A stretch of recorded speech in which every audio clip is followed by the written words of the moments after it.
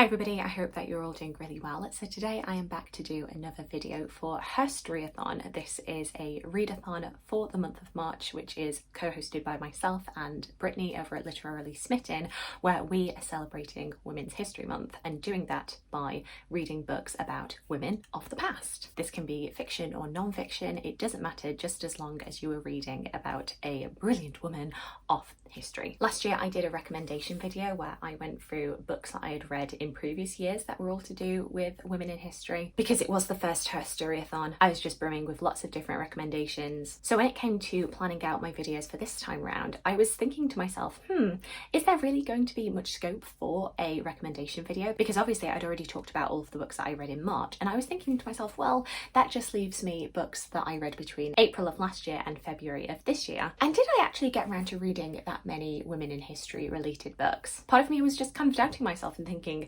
did you use up all of that energy for reading about women in history just in March and then just kind of petered off throughout the rest of the year? Would there be enough to talk about it in a video? And actually looking back at my reading for 2022 and the beginning of 2023, yes, actually I did read quite a lot of other books that were about women in history. I don't know why I thought I didn't. It actually makes up a good chunk of my reading and my just reading interest. And so basically this video is going to be a little catch-up of everything that was women in history related that I didn't want you to miss out on. I'm going to try to do this in a generally chronological order from April through to February, but I cannot guarantee. Like I say, some of these books are going to be fiction, some will be non-fiction, some that I absolutely loved and recommended, some that I was a little bit meh on. I don't think any of these books I actively disliked, which is a very good thing. And maybe you'll find some recommendations here that will fulfill some of the prompts for this year's Her-storyathon. So the first women in history book that I read following Her-storyathon was The Wicked Wit of Jane Austen by Dominique Enright. I'll be honest, we're not really starting off with much of a bang here. This is basically just a collection of different witty insights of Jane Austen, different quotes and passages from her novels, from her letters, juvenilia. And you know, they are great purely for the fact that it is Jane Austen, but to be honest with you, it's not really anything to write home about. I think I just picked this up because I saw it was Jane Austen and I was like, yes! Following on from that, we had Elizabeth the Forgotten Years by John Guy. This is non-fiction history, particularly looking at the 1580s up until the death of Elizabeth I.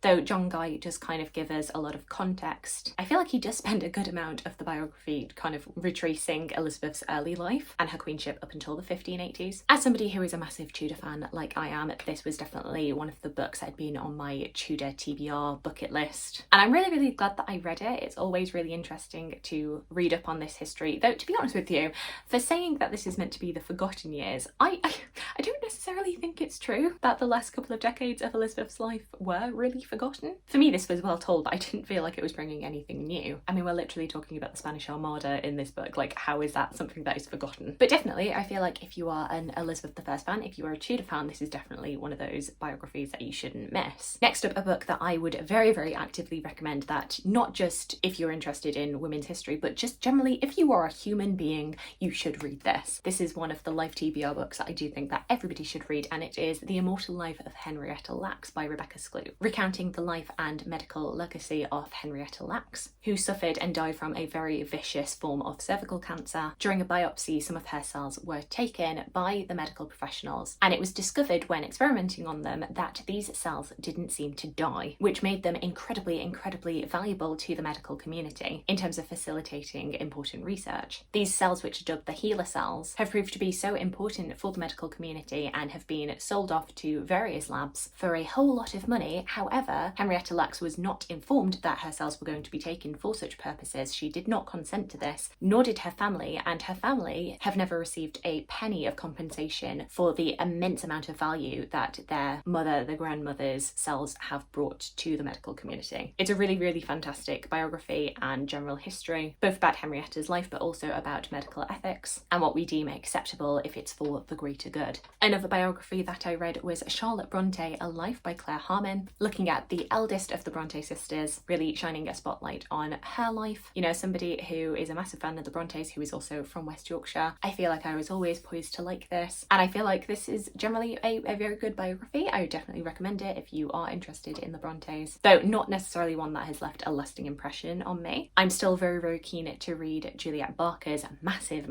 biography on the Brontes, though because it is so big, I'm quite intimidated. I'm not sure when I'm going to get round to that, that, but once again, it's on my personal life TBR. I also read Dress Like a Woman. This is a beautiful photographic history of all different outfits that various women all over the world have worn to work. This photo collection book was actually inspired by Donald Trump's comments about how he wanted the women who worked in his administration to dress like women. And basically this book is kind of questioning, what exactly do you mean when you say that you want women to dress like women? Because as this book shows, women work in all different fields and all different kinds of clothing are appropriate to that work. And also, like, what business is it of yours what women choose to wear to their workplace? It's just a really, really stunning collection of photographs and just really highlights the diversity of women's working experiences. I read The Case of the Married Woman, Caroline Norton, a 19th century heroine who wanted justice for women by Antonia Fraser. Looking at 19th century figure Caroline Norton, who was an incredibly remarkable woman, very intelligent, very astute. She was quite a prolific writer and just basically a society darling. This is of course until her husband George Norton accused her of adultery with Lord Melbourne, the current Prime Minister, and the scandalous court trial of Norton versus Melbourne that absolutely scandalised society. Caroline Norton was living in a society which meant that if her husband was successful, he would be able to deny her access to her 3 children, as well as claim ownership and copyright over any of her writing. And this book recounts her struggle, her fight for her rights to her children and to her work. And her work and her campaigning would eventually lead to a wife and mother's rights to her children being redefined following the Victorian era. This one was really, really fascinating to me. It's a case that we had briefly touched upon at school when we were learning about the suffragette movement and the general push towards women's suffrage. This was kind of used as an example of a single instance in which women had been fighting in the years prior to the suffrage movement, but we didn't really dwell upon it in any depth. The focus was much more on 1860 onwards. So I was really pleased to have this opportunity to tread this slightly older ground that I wasn't as familiar with. And it's a really interesting story that I think is really brilliantly told. I also read Femina by Helena Ramirez, a new history of the Middle Ages through the women written out of it, tracing the entire medieval period and looking very intensely through the sources to try and extract out the hidden lives of women, particularly looking at case studies of various women that general histories don't really tend to write about. As well as looking at these women's lives, it's really talking about medieval sources, medieval chroniclers, ways in which evidence of somebody's existence can be written out, and just makes you think how many people, but especially women, we just do not have evidence for, and it's like they never existed at all. And then my big project through summer to autumn was reading the 6 Tudor Queens series by Alison Weir. You will know that I very, very much enjoyed my time in this series. I will leave a link down below for my full in-depth thoughts that I did in a review video of this series. As I've said many times before, I love Tudor history and I do think that Henry VIII's court is like my favourite thing to read about. So once again, I was always primed to like this, but I was a little bit reluctant to. I wasn't sure if it was going to be overly sensationalised. And what I would say about this series is there are definitely choices that Alison Weir makes, particularly with Anna of Clever, which I didn't always really love, but I feel like generally Alison Weir is somebody who tries to stick to historical sources and tries to make like smart, informed decisions for the changes that she makes. I do admit that it is a hard balance to strike between making something narratively satisfying and making something historically accurate, and you cannot get a perfect balance of both, but I think the majority of the time she does hit the mark. And I just found these books to be just so eminently readable, particularly after I read Anne Boleyn. I very quickly tore through Jane Seymour to the end of the series. My favourite of the 6 by far has to be Jane Seymour. I just really loved her portrayal. I think Jane is somebody who, as a very quiet, like introverted figure who we don't really know much about, she actually lends herself very well to a very like introspective look at her life. Alison Weir's narrative being able to like build up this inner world of Jane Seymour. This was actually a book that ended up on my best books of the year list, so needless to say, I really enjoyed it. As a follow-up to this series, I also read in December In the Shadow of Queens by Alison Weir, which is a short story collection which is related to the 6 Tudor Queens series. Most of these stories are taking place predominantly in the court of the 6 queens. However, the perspective is usually from somebody who is not really a focus in those original stories. Most of the time the stories are from the perspective of different women in the Tudor court, though not always, but the main focus and theme of the stories is how the lives of the 6 wives kind of influences these characters. And I really enjoyed this one. As somebody who is not really a short story reader, I was quite surprised. Another book that I did do a full book discussion, book review on was Brontes Mistress by Finola Austen, focusing focusing on the life of Lydia Robinson, who was allegedly Branwell Bronte's mistress. A scandal if true. This was a book that I had kind of mixed feelings about. I thought it was interesting, but also I feel like Finola Austen was wanting me to be very, very sympathetic to the main character of Lydia Robinson, and I just had no sympathy for her. I thought she was very, very manipulative, just like nothing redeeming about her at all. So I feel like as a way of kind of trying to redeem and honour this character, I feel like she kind of did the exact opposite,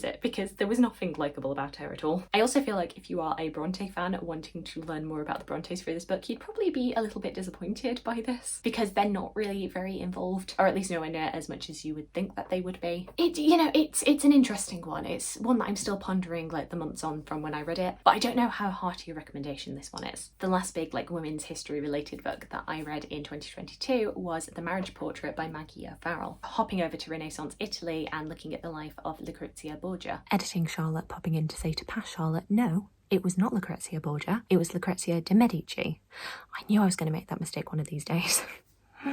Who marries Alfonso, Duke of Ferrara, and who died very, very young as a teenager under suspicious circumstances, though there were very strong rumours that she may have been murdered by her husband. This is a book that jumps back and forth in the timeline, and we do meet Lucrezia at the beginning of the book, right at the moment where she realises that her husband does want to kill her. We then flash back to her childhood, her very poor relationship with her family, and you're basically building up this portrait of a woman who has been very much repressed by her society, by her family's expectations. A woman who, because of all of the wealth of her family, should be leading a very charmed life, but actually has very, very little freedom and is not prepared for the world that she is being thrown into. This, like Hamnet, was just a very beautifully told story, though I will say, in comparison to Hamnet, it's not a story that has really, really like stuck with me. Maybe like Hamnet, I need to reread it to really, really get the impact and the effect of it. Also because of the fact that I read this in December, and maybe I was just very much in the Christmas mood, maybe I was just a bit tired. Like, a lot of details have kind of slipped away from me, and I didn't get a chance to sit down properly, write out a review for this, film that kind of review, and I feel like that's a very good way for me generally of being able to remember the details of the book. And it's a weird one, this one, because it was very highly anticipated, and yet I feel like I've heard barely anybody talk about it since it came out. I'd be very interested to know if you've read this one and what you thought of it. So that was everything for all of the books that I read in 2022 between April to December. As we're standing currently, I'm filming this video on the 20th of February, probably this video is going to go up way later than that. And in terms of books that I have read so far in 2023 that are some way to do with women in history,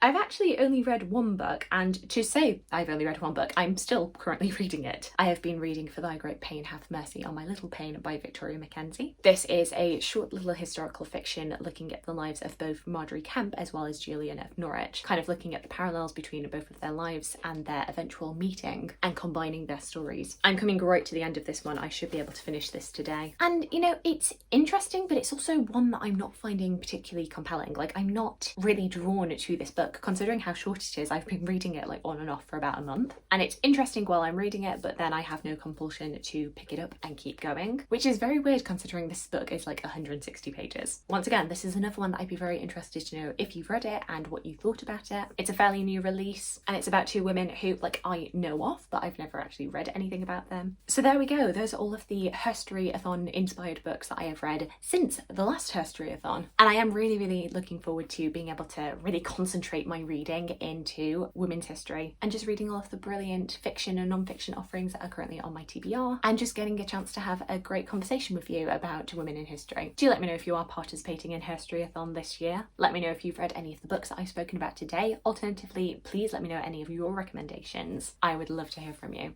I hope you're having a fantastic, fantastic day, and I look forward to talking to you again soon. Thanks. Bye.